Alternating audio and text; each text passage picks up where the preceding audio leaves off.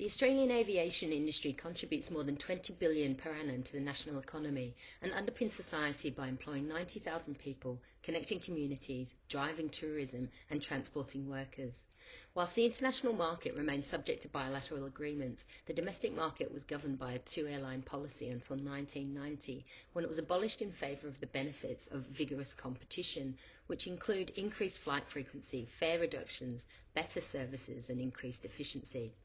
Rated the 13th most concentrated industry next to the banking sector by ANZIC, and looking at the current day market dynamics, raises the question whether these benefits have been materialised, and just who stands to benefit from the government's recent decision to reject Qatar Airlines' bid for increased capacity in the market.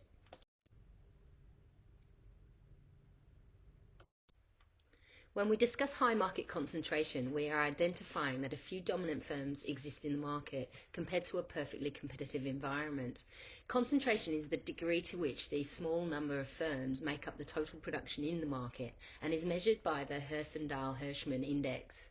Low concentration indicates firms have little influence in the industry and it is highly competitive, market forces dictating the optimal price and supply-demand equilibrium.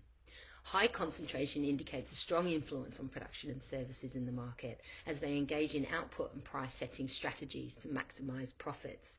In these conditions of low competition, consumers are subject to high prices set by the dominant players as they have no alternatives or substitutes, a situation that has led to concerns about market power abuse and anti-competitive behaviour from Qantas as they record profit. So what are the implications of high market concentration in the airline sector? To understand, it is important to further grasp the structure and characteristics of an oligopoly. Interdependence of the dominant firms becomes a key characteristic where game theory is often used to describe their strategic interactions as they determine price and supply to the market based on market demand. The limited number of players enables the dominant suppliers to price lead or agree on pricing and output that significantly influences the market and achieves higher profit margins than they would in a more competitive market. But the outcome for the firm is influenced by the other firm's strategy. We can understand game theory and this interdependence by looking at the kink demand curve and elasticity of demand. In theory, if Qantas increase its prices, other firms may not follow suit, as they can gain an advantage by maintaining a constant price and selling more seats. Qantas would lose revenue and market share as customers reduce quantity instead of paying higher prices. Demand, therefore, is more price elastic. If Qantas reduce their price, other firms may be forced to also drop their price to maintain market share. Consumers' buying habits remain unchanged and demand, therefore, is price inelastic. Revenue is maximised at price P, and marginal revenue is the earnings from each additional seat sold and indicates a decrease in price required to drive additional sales. So, in order to maximise its profits, Qantas will produce up to the point where marginal cost equals marginal revenue, which is also maximised at price P. Because marginal revenue falls at twice the rate of the average revenue, the marginal revenue is split. Changing costs, therefore, do not alter the oligopolist profit maximisation position, and this price, therefore, tends to stick. The kink demand curve illustrates the interdependence and demonstrates that players are forced to take certain decisions to make gains or avoid a loss.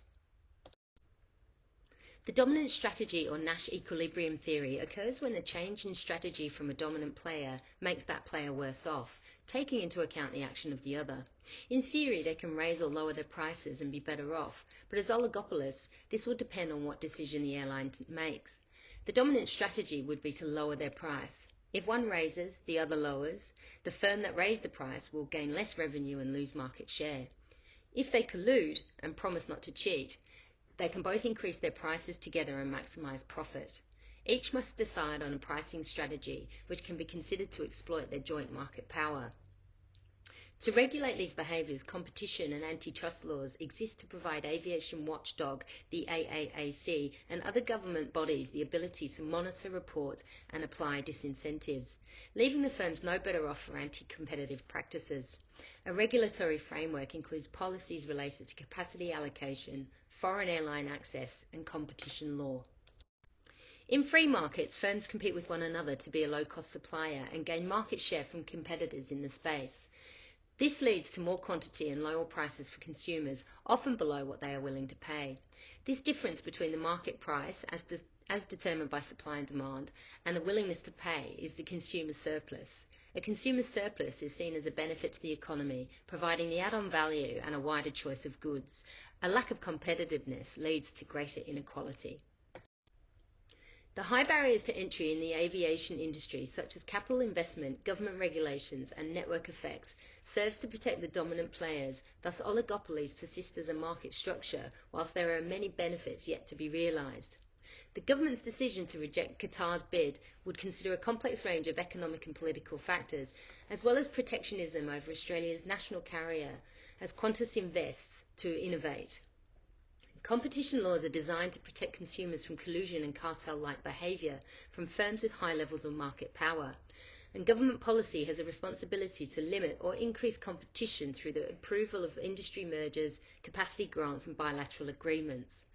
Introducing competition would reduce capacity constraint on Australia's economic growth, reap the rewards of increased tourism and the benefits of foreign currency circling in our economy, whilst improving consumer welfare.